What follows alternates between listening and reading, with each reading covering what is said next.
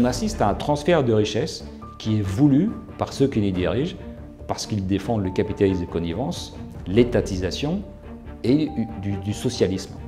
Klaus Schwab, Emmanuel Macron, la bureaucratie européenne, on va dire, sont des gens étatistes et socialistes. Donc ils vont dans cette direction. Il faut bien comprendre qu'on n'a pas forcément affaire à des gens qui défendent les libertés et la prospérité économique. Il va y avoir de très nombreuses faillites de restaurants, d'indépendants, de TPE, de commerce.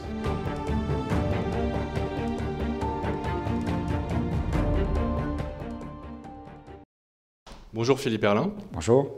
Vous êtes docteur en économie, notamment spécialiste des crypto-monnaies, mais aussi essayiste.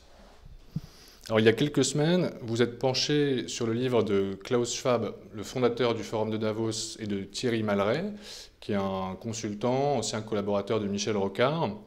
Un livre qui est paru l'été dernier et qui s'intitule Covid-19, The Great Reset. Pour commencer, peut-être que vous pouvez nous présenter brièvement le contenu de ce livre, revenir sur les principales réformes politiques, économiques et sociales que les auteurs proposent. Oui, alors, moi j'ai lu ce livre parce que les médias n'en parlaient pas. Par contre, sur Twitter, on en parlait beaucoup, notamment ce qu'on appelle entre guillemets les complotistes. Mais pour moi, ce n'est pas un terme négatif, enfin, ça dépend, il y a un peu de tout. Donc, mais voilà. Et ça m'a intrigué. Donc j'ai lu le livre, je ne connaissais pas Klaus Schwab à l'époque. Je ne savais pas que c'était lui le fondateur du Forum de Davos. Donc je m'attendais à lire un livre qui défend les capitalismes, voilà, bon. Et puis en le lisant, je me suis rendu compte que non, quoi. C'était vraiment quelqu'un. Le livre défend l'étatisation, ce qu'on appelle le capitalisme de connivence, et que moi, en tant qu'économiste libéral, je dénonce, quoi. Voilà, donc en décortiquant ce livre-là, je me suis rendu compte que voilà, ça ne correspondait pas du tout à l'image qu'on s'en fait, quoi. Voilà. Alors le capitalisme de connivence, justement, est-ce que vous pouvez expliquer ce que c'est? Alors, le capitalisme de connivence, c'est une dérive du capitalisme, où les grosses entreprises sont proches de l'État, notamment à travers des marchés publics, ou par des rôles d'influence, ou par des personnes qui passent des entreprises à l'État et inversement. Et donc l'État fait en sorte d'avoir une législation qui va les favoriser, de leur donner des informations qui vont les avantager par rapport aux petites et moyennes entreprises. Et puis c'est une façon pour les grosses entreprises que leur position ne soit plus contestée. Si YouTube, Twitter, Facebook, enfin tous les réseaux sociaux sur lesquels une grosse partie de l'information circule se mettent à contrôler l'information et à éliminer ceux qui les gênent, bah, ils peuvent éliminer des adversaires politiques, ce qui est gênant en termes politiques, mais ils peuvent aussi éliminer des adversaires économiques, des sociétés ou des gens ou des procédés qui pourraient les concurrencer un jour, quoi. Donc ça, c'est assez inquiétant. Ça, c'est le capitalisme de connivence, et c'est quelque chose qui est mis en avant par Klaus Schwab dans son livre. Voilà, donc je considérais qu'il fallait le signaler et le dénoncer, quoi. On a aussi l'impression que cette idéologie du grand reset, donc ce capitalisme de connivence et cet étatisme, en fait, c'est une idéologie qui se rapproche beaucoup du marxisme et du socialisme. Oui, voilà, c'est ce qu'on voit dans ce livre. Les deux modèles se rapprochent, parce que la Chine, à l'époque de Mao, c'était du communisme pur et dur, sans aucune liberté, y compris économique. Et puis les États-Unis, on va dire sous Ronald Reagan, quoi, voilà, où avant c'était quand même un système vraiment libéral, quoi, voilà. Et puis là, on voit que les deux se rapprochent. Avec ce capitalisme de connivence, on voit des grosses entreprises très proches de l'État, et puis le socialisme de marché à la chinoise, c'est quoi? C'est les grosses entreprises qui doivent avoir l'assentiment de l'État, c'est-à-dire que les dirigeants ne doivent pas critiquer l'État. Et là, on a vu récemment un événement tout à fait éclairant à cet effet, c'est l'affaire Jack Ma, qui est le fondateur d'Alibaba. Du jour au lendemain, il a disparu. Son entreprise qui devait être introduite à la bourse de Shanghai, ça a été annulé 2 jours avant. Bon, alors 2 mois après, on l'a revu dans une vidéo, donc on en a conclu qu'il n'avait pas été éliminé ou qu'il était encore à peu près libre de ce mouvement. Enfin, ceci dit, il ne peut pas quitter les pays. Bon, voilà. Donc on voit que le système chinois, c'est un capitalisme, c'est aussi un sort de capitalisme de connivence, plus autoritaire, évidemment, par rapport au modèle américain, mais on voit que les deux modèles se rapprochent, et ça, c'est quelque chose d'assez inquiétant. Mais quand on connaît on va dire l'empathie de Klaus Schwab pour la Chine, c'est quelque chose qui ne nous étonne pas vraiment, quoi. Voilà. Xi Jinping est intervenu fin janvier à la session du Forum de Davos. Il a prononcé un discours assez surréaliste d'ailleurs, où il a vanté les mérites de la Chine, notamment sur le plan de la lutte contre la pandémie de coronavirus, qui était assez extravagant, vu ce qu'on sait, la manière dont ça s'est passé en Chine. Les lanceurs d'alerte qui ont été emprisonnés. Les chiffres qui sont à l'évidence faux, parce qu'ils annoncent que 5000 morts, je crois. Enfin, c'est un chiffre grotesque. Oui, c'est grotesque, tout à fait. On sait que voilà, ils n'ont pas averti de la transmission interhumaine. Voilà. Ils ont mis plusieurs semaines avant de le faire. Ils ont laissé aussi les avions quitter Wuhan, alors que des cas étaient déjà déclarés. Donc, c'était assez paradoxal de l'entendre vanter les mérites de la Chine à ce niveau-là. Il s'est posé aussi comme un chantre du libéralisme, finalement, du libre-échange. Alors, quel rôle joue précisément la Chine communiste dans ce grand reset, qui applique, comme on l'a vu déjà, plusieurs recettes prônées par le grand reset, c'est-à-dire la surveillance généralisée de la population et cette forme de capitalisme de connivence. Ouais, alors ce qu'il faut bien préciser, c'est que le Great Reset a été écrit à l'occasion de la crise du Covid. C'est ça qui a déclenché l'écriture et c'est ça qui est expliqué dans le livre, c'est-à-dire que la pandémie est un nouveau départ et ce que Klaus Schwab explique, c'est qu'on ne pourra pas revenir au monde d'avant. Donc c'est vraiment quelque chose de quelque chose de fondamental. Klaus Schwab, lui, développe un discours là-dessus où le capitalisme à l'ancienne ne doit plus pouvoir revenir et on doit aller vers un système justement à la chinoise. Et donc, voilà. Et donc la Chine représente un modèle dans la mesure où maintenant c'est un État qui a tellement de pouvoir qu'il y a tellement d'interactions économiques entre les différents pays que maintenant critiquer la Chine, ça devient un peu compliqué, quoi, voilà. On sait que la Chine fait déjà depuis assez longtemps son marché dans les entreprises européennes, quoi. On sait qu'il a racheté plusieurs, ils ont racheté des entreprises de machines-outils en Allemagne et ça fait pas mal de scandales. Ils rachètent des vins en France, enfin, ils font un peu leur marché et ils prennent ce qu'il y a de meilleur dans chaque pays. Et la crise actuelle pourrait renforcer ça, parce que la Chine s'en est finalement assez bien sortie. Ils ont une baisse du PIB qui est très limitée, ils ont des moyens financiers énormes, leurs entreprises exportatrices sont assez très puissantes, donc ils ont les moyens financiers d'acheter beaucoup d'entreprises dont la valeur va quand même s'effondrer à l'occasion de la crise. Alors on ne le voit pas avec la bourse, mais la bourse concerne les grosses entreprises cotées et internationalisées, dont beaucoup vont réussir à s'en sortir, notamment parce qu'elles vont recevoir des milliards de l'État, justement, pour ne pas faire faillite. Donc celles-là, elles vont s'en tirer, elles ne seront peut-être pas rachetées, mais il y a beaucoup de PME, de TPE qui, elles, seront au bord de la faillite, et si une entreprise chinoise les propose de les racheter, bah, ils seront obligés de signer, parce que c'est ça ou la mort, quoi. Donc ça, évidemment, oui, ça c'est possiblement quelque chose qui pourrait être inquiétant pour l'économie européenne, quoi. Alors on voit dans ce que vous écrivez donc sur le Great Reset, on voit aussi qu'il y a une importance de l'écologie verte, en fait. Le thème il revient régulièrement. Et vous expliquez que la crise sanitaire, en fait, pour vous, sert de déclencheur pour lancer cette transition énergétique. Voilà, le cœur du livre et le cœur de la logique du livre, c'est ça. Parce que le réchauffement climatique, ça fait plusieurs années qu'on nous en parle. Alors, il y a déjà des choses qui sont mises en place, il y a des éoliennes un peu partout installées, mais bon, il n'y a pas encore eu de vrai basculement de la société dans cette urgence climatique, voilà. Que moi, personnellement, je conteste absolument, parce que, alors, j'ouvre une parenthèse, c'est pas le débat qu'on a aujourd'hui, mais moi, je considère que le réchauffement climatique anthropique est faux, voilà. Et je me base sur des écrits scientifiques. Quand on nous explique qu'il y a un consensus scientifique, quand on creuse un peu, on se rend compte que c'est faux. Et puis d'ailleurs, le simple fait qu'on parle de consensus, ça démontre qu'il n'y a pas de preuve. S'il y avait une preuve scientifique, le problème s'est réglé. Voilà, le fait qu'il n'y ait pas de preuve, on nous vend un consensus, mais en fait, il est bâti à coup de médias, de propagande et de subventions. Bon, voilà. Donc, moi, j'y crois pas du tout. Je referme la parenthèse, mais l'idée du livre, c'est de dire, bon, le réchauffement climatique, ça fait longtemps qu'on en parle, mais on n'a pas réussi vraiment à transformer complètement nos sociétés dans ce sens-là. Et hop, heureusement, il y a la pandémie, il y a le Covid, qui provoque un choc, lui, qui est immédiat. Là, tout de suite, maintenant, auquel on doit réagir. Et donc, ensuite, une fois qu'on sera sorti de la pandémie, il faudra mettre en place la lutte vraiment complète contre le réchauffement climatique, parce que sinon, si on ne fait pas ça, ce sera encore pire que la pandémie, quoi. Voilà.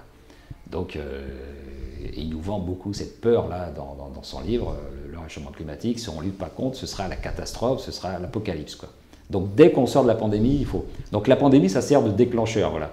Et ensuite, on va rentrer dans cette lutte contre le réchauffement climatique qui va être quelque chose de complètement destructeur pour nos économies, parce que les éoliennes, on voit bien que ça ne marche pas. On voit différents cas, aussi bien en Allemagne ou au Texas, où dès qu'il y avait besoin d'énergie, les éoliennes, ça ne marchait plus. Les éoliennes, ça marche uniquement avec des subventions. Donc, ce n'est pas viable du tout économiquement. Ça produit un appauvrissement. Et ce qui est tragique de voir, c'est qu'en fait, ceux qui y croient vraiment, c'est les pays européens. Maintenant, les États-Unis avec Biden, donc c'est l'Occident. Les autres pays, en fait, dans les accords de Paris, on leur a promis des subventions, donc ils font semblant de dire pour toucher l'argent. Et la Chine fait aussi semblant parce qu'ils nous vendent des panneaux solaires et des éoliennes, tout ça. Donc, ils ont intérêt à défendre ce discours, mais eux-mêmes, ils exploitent le charbon, ils ont des ressources énormes en charbon, ils construisent des centrales thermiques régulièrement. Donc, et il faut savoir que dans les accords de Paris, ça les gens ne le savent pas, les accords de Paris, la Chine a obtenu la possibilité, la liberté de pouvoir continuer à augmenter ses émissions de CO2 jusqu'en 2030, et à partir de là, à commencer à les diminuer, mais sans qu'il y ait un engagement très ferme. Donc eux, ils sont gagnants sur les deux tableaux. Ils peuvent continuer d'exploiter des ressources fossiles qui leur permettent d'avoir une économie compétitive, et nous, on est en train de fusiller notre économie en installant des éoliennes qui font exploser le coût de l'électricité. En Allemagne, il est 2 fois plus cher qu'en France. Et puis comme en plus on ferme les centrales nucléaires qui pourtant n'émettent pas de CO2, donc normalement un écologiste rationnel devrait défendre le nucléaire, mais non, les écologistes sont contre le nucléaire. Donc on ferme des centrales nucléaires, et donc on se retrouve avec quoi? Des éoliennes et des centrales au gaz ou à charbon quand les éoliennes ne fonctionnent pas. Voilà. Donc c'est quelque chose de suicidaire pour l'économie européenne. Voilà. Et donc, je considère qu'il faut dénoncer ça, mais c'est là où nous emmène le Great Reset de Klaus Schwab. Il nous vend ça. Le livre, ça consiste à nous vendre cette idée-là. Donc, on est en train de foncer dans cette direction, sans réfléchir. Mais on ne se rend pas compte que ça va détruire l'économie. Je prends un autre exemple qui n'est pas dans le livre, mais justement qui est une déclaration d'Emmanuel Macron. Il a déclaré à plusieurs reprises qui s'engageait à ce que la France diminue ses émissions de CO2 de 55% d'ici 2030. En 2030, c'est bientôt, c'est dans 9 ans. Donc, divisé par 2, ça conduit à quasiment éradiquer l'industrie actuelle. Enfin, je veux dire, c'est quelque chose de catastrophique. C'est quasiment un Covid par an pendant 10 ans, en termes de... Parce qu'on a pu voir, justement, ce qui s'est passé avec 2020 et avec le confinement. On a pu voir concrètement ce que ça donnait la diminution du CO2. Parce qu'avec les confinements dans le monde, on a mesuré que le CO2 avait diminué de 8% au niveau mondial. Il se trouve que l'accord de Paris recommande, pour atteindre les objectifs, de diminuer les émissions de CO2 de la planète de 8% par an. Donc on est pile poil dans les accords de Paris.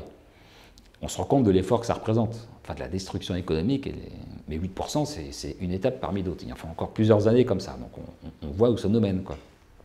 Et là où on revient sur cette théorie du réchauffement, c'est qu'on s'est en même temps rendu compte que la teneur en CO2 dans l'atmosphère, elle, n'a pas diminué. Alors comment ça se fait? Parce que le CO2, il ne date pas de Pic Lobs, mais à utiliser des énergies fossiles. Le CO2, il date depuis des milliards d'années, il fait partie d'un cycle naturel. Et en fait, les émissions de CO2 de la civilisation humaine, ça représente de 1 à 3%, suivant différentes estimations que j'ai pu voir à gauche, de 1 à 3% seulement. Donc si nous, on diminue, si la civilisation humaine diminue ses émissions de CO2 de 8%, ça ne se voit pas du tout dans le CO2. Voilà. Donc rien que ça détruit la soi-disant théorie du réchauffement climatique. Mais ça, on n'en a pas parlé, quoi. Mais en tout cas, voilà, c'est ce qui s'est passé en 2020, diminution de 8%.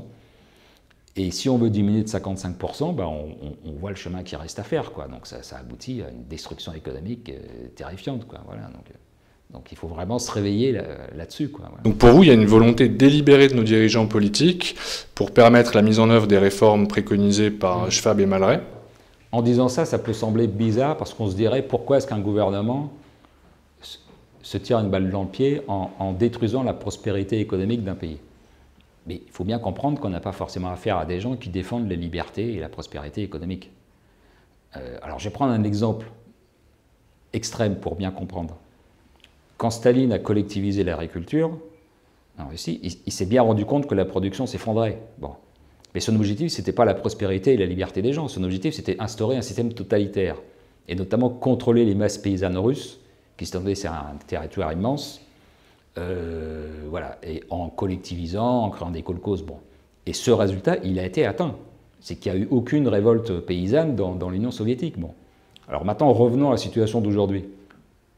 Nos dirigeants ne sont pas des gens génocidaires et qui vont construire des goulags, on est d'accord, mais ce sont des socialistes. Klaus Schwab, Emmanuel Macron, la bureaucratie européenne, on va dire, sont des gens étatistes et socialistes. Donc ils vont dans cette direction. Donc ils se rendent bien compte que l'économie verte, comme ils disent, ça détruit de la valeur. On ne pourra plus avoir de la croissance avec ça, on va même aller vers la décroissance, vers des diminutions de pouvoir d'achat. Klaus Schwab, dans son livre, utilise le mot de décroissance. Il dit il faut que ce soit bien fait, simplement. Mais il assume le terme de décroissance. Il faut comprendre que la décroissance, c'est la diminution du pouvoir d'achat. Donc ces gens-là vont dans cette direction. Leur objectif, ce n'est pas notre prospérité, c'est pas le capitalisme, c'est-à-dire permettre à des indépendants, à des restaurants, à des PME, des TPE de pouvoir se développer. Non, leur objectif, c'est justement d'étouffer ces gens-là pour permettre aux gros de récupérer le marché. Quand les restaurants feront faillite, il y aura des chaînes de restauration rapide qui récupéreront les pas de porte à vil prix. Voilà. Et en ce moment, ce qu'on assiste avec le confinement, c'est un transfert de richesse. Il va y avoir des faillites, enfin il y a déjà des faillites, il va y avoir de très nombreuses faillites de restaurants, d'indépendants, de TPE, de commerces. Et dans le même temps, on s'est rendu compte que la fortune des grands détenteurs de GAFA, notamment des grands actionnaires de Jeff Bezos et compagnie, leur fortune a explosé. Parce qu'eux, ils récupèrent déjà de la valeur. Et puis bientôt, on verra que les grands groupes, par exemple dans l'alimentaire ou la restauration rapide, après cette période-là, ils vont récupérer des pas de porte pour rien, ils vont pouvoir grossir et accumuler des profits. Donc on assiste à un transfert de richesse qui est voulu par ceux qui les dirigent, parce qu'ils défendent le capitalisme de connivence, l'étatisation et du socialisme. Voilà. Donc c'est quelque chose de voulu, et il ne faut pas... Et je dénie à ceux qui ne sont pas d'accord avec ça de me traiter de complotiste, parce que ça pourrait apparaître comme un discours complotiste, et quand on regarde l'histoire, eh ben on se rend compte que ce genre de tendance étatiste a toujours existé, malheureusement, dans l'Occident. Même si l'Occident, c'est la civilisation qui a le plus développé la liberté individuelle, il y a toujours eu une tendance aussi, il y a toujours eu des gens, des philosophes, des penseurs, des responsables politiques qui ont voulu, au contraire, installer leur pouvoir, contrôler les gens. Voilà, voilà. Et donc on est dans ce système-là, et avec le Great Reset, avec le discours écologique sur le réchauffement climatique, on est dans des logiques étatistes, socialistes, que je considère qu'il faut dénoncer avec force. Et il faut bien comprendre qu'un indépendant, que ce soit un restaurateur ou une profession libérale ou un dirigeant de TPE, PME, il dépend de ses clients, donc l'État, il s'en fiche, quoi. Voilà. Alors il paye les impôts, ça l'énerve un peu, mais voilà. Mais il défend la propriété, il défend l'indépendance. Si cette personne se retrouve en faillite et qu'il est obligé de devenir salarié, qui plus est salarié d'une grosse boîte qui a des liens importants avec l'État, ben, il change de discours, quoi. Voilà. Et même il peut plus dire ce qu'il pense exactement, quoi. Déjà, le simple fait d'être salarié, ben, vous êtes obligé de suivre la ligne de la boîte, hein. Vous ne pouvez pas dire tout ce que vous voulez. Et puis si votre boîte a des liens étroits avec l'État, ben, vous allez naturellement avoir plus d'empathie avec le discours étatiste, avec le discours de l'État. Voilà. Donc c'est ça, en fait, c'est changer la psychologie des gens, quoi. C'est les contraindre. Donc c'est un objectif de pouvoir, véritablement. Si vous avez beaucoup de gens qui sont pauvres, qui dépendent de l'aide sociale, les gens qui dépendent de l'aide sociale, ben, ils ont tendance à voter pour l'État ou pour les gens qui leur disent qu'il faut augmenter l'aide sociale, quoi. Voilà. C'est pour ça que le revenu universel, c'est une idée qui revient, parce que c'est une idée qui peut séduire pas mal de gens, quoi. Voilà.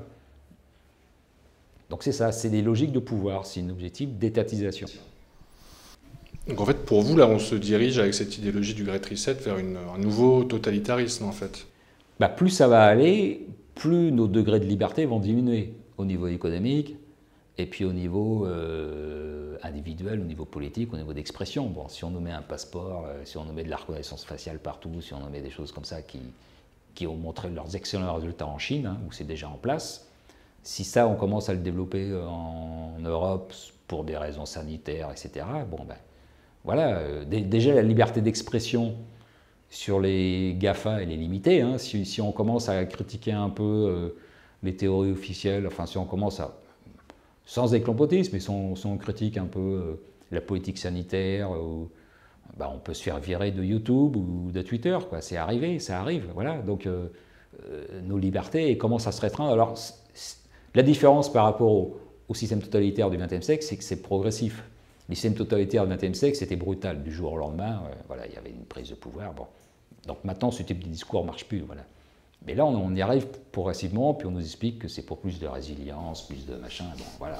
On nous enrobe ça avec l'écologie. Voilà. Mais le résultat, c'est, je dis, regardez vos libertés. Vos libertés diminuent. Voilà, bon, ben, voilà, c'est le cas. Dans votre note, vous expliquez que les auteurs du Grand Reset font l'éloge de certains activistes, en particulier les activistes du mouvement Black Lives Matter, et que ces mouvements participent d'une certaine façon à la mise en place de cette grande réinitialisation. Alors vous évoquez aussi le mouvement des antifas, mais vous précisez que les auteurs n'en parlent pas dans leurs livres. Le terme n'est pas cité en tant que tel, mais il cite tout un tas de mouvements violents. Et alors, quelle est l'influence de ces activistes concrètement dans la mise en place du Grand Reset ? Est-ce que c'est des idiots utiles qui serviraient en quelque sorte les intérêts des élites mondialistes sans le savoir ? Oui, voilà, enfin, sans le savoir, enfin, en tout cas, voilà, c'est un peu les troupes de choc, c'est un peu les SA avant 1933 en Allemagne, quoi. C'est des gens qui sont là pour créer de la peur, créer le désordre, et dire si on ne va pas dans la direction que nous on souhaite, il y aura de plus en plus de désordre. Alors on l'a vu aux États-Unis avant les élections, il y avait beaucoup d'incendies, de manifestations violentes dans beaucoup de villes. Et puis depuis qu'il y a un nouveau président, maintenant les choses sont calmes. Donc c'est une façon de montrer aux gens, vous avez bien voté, quoi, voilà. Et Klaus Schwab cite à plusieurs reprises de façon positive ces mouvements-là, les mouvements Black Lives Matter notamment, dont on sait que c'est un mouvement violent, qui a commis vraiment des déprédations, quoi. Donc il le cite, et c'est un peu l'aiguillon pour ceux qui ne comprendraient pas. Voilà. Ceux qui adhèrent pas, qui ne comprendraient pas le discours un peu mielleux sur le réchauffement climatique et un monde plus résilient, on leur fait comprendre qu'il peut y avoir des violences qui les gêneront dans leur vie quotidienne, quoi. Donc voilà, il y a deux fers au feu, quoi. Il y a un discours, il y a la carotte et le bâton, quoi, en fait. Il y a vraiment l'idée de la révolution faite à base de violence, quoi, voilà, de violence potentielle, de menaces de violence, quoi, voilà. Comme ça montre bien qu'il y a une volonté de changement et pas vraiment de discussion, quoi. C'est-à-dire que le modèle que présente Klaus Schwab, à aucun moment il le met en discussion, quoi. D'ailleurs, dans le livre, à un moment, il dit que il reconnaît que l'Occident a produit des fruits, des fruits économiques, intellectuels, artistiques, scientifiques, mais il dit ça ne suffit pas pour dire qu'on doit revenir à ce qu'il y avait avant, parce qu'il y avait quand même des défauts, donc il faut quand même aller de l'avant, quoi. On se demande pourquoi, mais bon, voilà, il faut absolument aller de l'avant, quoi. Et le Great Reset, c'est un peu l'idée de la table rase, quoi, qu'on trouve dans les systèmes totalitaires, dans les systèmes communistes en l'occurrence. Voilà, donc il y a aussi ce côté violent dans le livre qui n'est pas dénoncé. Enfin, le livre n'est pas lu par les médias, mais je trouve ça inquiétant, quoi, que quelqu'un très calmement défende ces mouvements-là, quoi. Le débat démocratique, il ne doit pas se faire sous la menace de milices et de hordes violentes, quoi. C'est quand même incroyable, quoi. On a le droit de discuter du réchauffement climatique. Enfin là, non, on n'a pas le droit. On n'a pas le droit et il faut aller dans une direction et point à la ligne, quoi. Voilà. Oui, donc en fait, il y a une vraie connivence entre ces groupes violents et ces élites mondialistes qui défendent le Grand Reset, en fait. Tout à fait, ouais. C'est aussi tous les discours. Alors, Klaus Schwab n'en parle pas beaucoup dans ce livre. Enfin, il cite les termes, mais c'est tout le discours LGBT, décolonial, anti-occidental, etc. Il y a aussi tout ce discours-là qui fait débat aujourd'hui. Bon, voilà, il y a aussi tout ce discours-là qui est avancé par ces groupuscules et qui est en filigrane dans le livre de Klaus Schwab, même s'il n'en parle pas explicitement sur plusieurs chapitres, mais c'est quand même, on sent que c'est quand même un filigrane, quoi. Voilà, il y a aussi toutes ces idées-là, quoi. Il y a aussi, c'est détruire les notions fondamentales de liberté, d'indépendance. On comprend que ça, ce sont des obstacles, quoi. Voilà, on nous parle de société inclusive, mais c'est une forme de totalitarisme soft, quoi. L'inclusivité, attendez, l'Occident, on défend d'abord l'individu, les droits de l'homme. L'Occident, il y a toujours eu des personnalités qui ont osé s'opposer à la société établie. Alors ça a provoqué des crises, ça a provoqué des chocs, mais c'est la civilisation occidentale, quoi, voilà, qui est comme ça. Voilà. C'est une société qui permet l'émergence il y a un côté prométhéen, qui permet l'émergence de personnes qui changent la donne. Voilà. Et ça, c'est quelque chose qui gêne ces gens-là, quoi. Parce que ça veut dire qu'un individu, à lui tout seul, peut remettre en cause. C'est un individu, alors ça peut aussi faire dans le domaine économique, un individu peut créer une entreprise et remettre en cause le pouvoir des GAFA, par exemple, le pouvoir de Twitter, ou de, voilà, quoi. Donc il faut contrôler ça, voilà.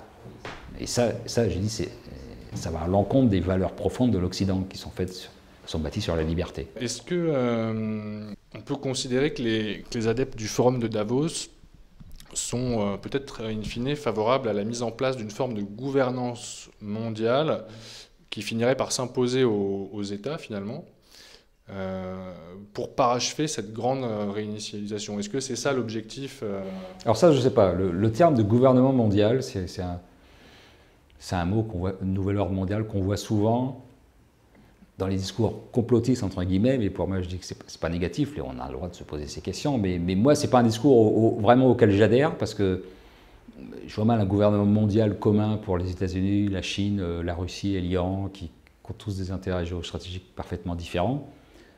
Moi, malheureusement, l'évolution dont on vient de parler à l'instant, c'est plutôt la décadence de l'Occident et l'émergence d'autres civilisations, quoi. Voilà, c'est plutôt ça. Donc, il n'y a pas de gouvernement mondial là-dedans. Alors, ça dépend d'un discours. Je sais bien, aussi bien la Chine que l'Europe défendent la lutte contre le réchauffement climatique. Mais bon, comme j'expliquais tout à l'heure, c'est quand même un aspect secondaire par rapport à l'ensemble d'une stratégie d'un pays, de la géopolitique d'un pays. Et puis c'est un double discours de la part des Chinois. Donc parler de gouvernement mondial là-dessus, uniquement dans la forme, quoi. Mais concrètement, quand on regarde la géopolitique des grands pays, il n'y a pas moi je ne vois pas de gouvernement mondial. Et le problème, c'est que l'Occident, en entrant dans ces logiques-là, anti-réchauffistes, écologistes, et puis décoloniales, machin, anti-occidentales, bah, se suicide lui-même, quoi, et s'affaiblit. Et ça permet l'émergence de sociétés qui, elles, ne mettent pas la défense de l'individu au premier rang, et sont des sociétés très, très englobantes. Alors on dirait inclusif pour dire positif, mais moi, pour moi, c'est pas positif, ça, c'est très englobant, très hiérarchisé. Je ne vois pas de gouvernement mondial là-dedans. Je vois la géopolitique se redessine, quoi, à notre défaveur. Voilà. Donc il faut réagir, mais ce n'est pas le gouvernement mondial, moi. Plus une forme de multilatéralisme, peut-être. Non, multilatéralisme, c'est encore un truc gentil pour dire il n'y aura pas de première puissance et on va tous discuter. Non, on ne discute pas. Il y a des logiques de puissance, quoi. Voilà. La Chine veut, d'ailleurs ils l'ont dit, ils sont au moins clairs là-dessus, ils veulent devenir la première puissance en 2049 pour le centenaire de la fondation du pays. Bon, ils sont en train d'y arriver là, hein, donc c'est clair, quoi. Et quand ils le seront, bah, ils pourront mettre la main sur Taïwan, sur Hong Kong, peut-être sur la Birmanie, sur d'autres pays. Bon, voilà, ils vont peut-être s'étendre, on ne sait pas, quoi. Hein. Après, il va se passer des choses. Et si dans le même temps la puissance américaine s'affaiblit et qu'elle ne peut plus défendre le Japon et Taïwan, bah, voilà, il y a des choses ça va bouger à ce niveau-là, quoi, voilà. Et puis si dans le même temps l'Europe s'effondre économiquement, s'appauvrit, dans quelle mesure elle pourra répondre aux défis de l'immigration posés par l'Afrique, voilà, ça va poser des problèmes très graves. Donc il n'y a pas de gouvernement mondial là-dedans. Il y a des pays qui montent et d'autres qui s'enfoncent, quoi. Et nous, pour l'instant, on est du côté de ceux qui s'enfoncent, quoi. Donc il faut réagir, quoi, voilà. Et est-ce que vous voyez justement peut-être des motifs d'espérance pour une réaction de l'Occident dans les années qui viennent? Ben, je l'espère. C'est déjà arrivé dans notre histoire, ce genre de travers, quoi. Donc, qu'est-ce qui pourrait les notions, de relever la tête? Ce qui peut nous permettre de relever la tête, c'est le goût de la liberté. Voilà. ce goût de la liberté qui est, j'en suis convaincu, profondément ancré chez les Européens et les Américains, enfin chez, on va dire, l'Occident, je mettrais même presque la Russie avec aussi.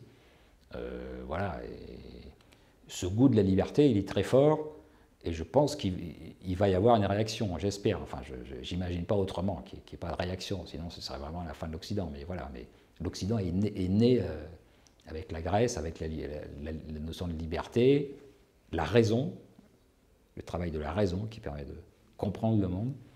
Voilà, donc c'est pas être anti-religieux, mais c'est accorder une place fondamentale à la rationalité, à la raison. Et d'ailleurs, le christianisme est la religion qui accorde plus de place à la religion qui accorde plus de place à la rationalité. Donc il n'y a pas de contradiction flagrante, même s'il y a eu un certain nombre de conflits au cours de l'histoire, c'est évident, mais il n'y a pas de contradiction flagrante. Il y a eu saint Thomas d'Aquin aussi, des choses. Voilà. Donc, il y a eu les Lumières, c'est un peu, il y a eu des bisbilles, il y a eu des conflits, mais il n'y a pas de contradiction. Donc certains sont croyants, d'autres ne le sont pas, mais tout le monde s'accorde à défendre la liberté et le travail de la raison, la science. Donc ce goût-là, j'espère, enfin, ces fibres-là, vraiment profondément ancrées en nous, j'espère qu'elles vont ressortir à un moment pour dire non, on va pas aller dans cette direction, quoi. On va retrouver nos libertés. Voilà. Donc ça pourrait passer par un sursaut populaire, peut-être dans le cadre d'une élection majeure, une élection présidentielle ou législative. C'est plus profond qu'une élection, parce que, alors oui, évidemment, ça passe par les élections, donc il faut... mais c'est un mouvement plus profond, donc ça s'exprimera de façon... ça s'exprimera notamment par les élections, mais c'est une bataille des idées à mener aussi, quoi. Donc voilà, c'est pas simplement des élections à gagner, quoi. C'est plus profond que ça, quoi. Et alors peut-être pour conclure, si l'économie française continue de se dégrader, notamment du fait des mesures sanitaires en vigueur, est-ce qu'on peut craindre un effondrement aussi, alors là peut-être de manière plus générale, du système monétaire et financier, et quelles seraient les conséquences sur le patrimoine et l'épargne des Français? Comment se prémunir Alors, dans le cadre de cette étatisation de l'économie, on pourra dire qu'il y a l'étatisation de la monnaie. C'est-à-dire en 71, on est sorti du système Bretton Woods où la monnaie était liée à l'or, donc les États ne pouvaient pas faire tout ce qu'ils voulaient. Depuis, ils peuvent faire du déficit, ils peuvent faire de la dette. Et puis on le voit surtout depuis 2000, depuis la crise suprême. Et puis avec cette crise-là, on atteint des niveaux de dette publique et aussi privée, et de planches à billets délirantes. Donc ça, au bout d'un moment, ça détruit la monnaie. Et c'est très grave, parce que si la monnaie est détruite, l'économie s'effondre. On l'a vu avec l'Allemagne, l'hyperinflation de 1923. On imagine ça à l'échelle de l'Europe, aux États-Unis, ce serait vraiment cataclysmique. Bon. Donc on s'achète une liberté. Il ne faut pas seulement voir là, c'est spéculatif. On s'achète une liberté, une autonomie financière. Avec l'or, avec le bitcoin. Bon, voilà. Donc c'est un peu les conseils que je donnerais. C'est aussi une façon de lutter contre cette... Si vous n'êtes pas d'accord avec la planche à billets, si vous n'avez pas confiance dans l'euro ou dans le système bancaire, achetez du bitcoin. Voilà une solution. Achetez de l'or et du bitcoin. Comme ça, vous sortez du système bancaire et financier. Voilà. Maintenant, est-ce que c'est une réponse à l'échelle de l'Europe? Pourquoi pas, mais il vaudrait mieux éviter que nos monnaies s'effondrent quand même, quoi, parce que de toute façon, ça sera tragique. Ouais. Merci Philippe Berlin. Si.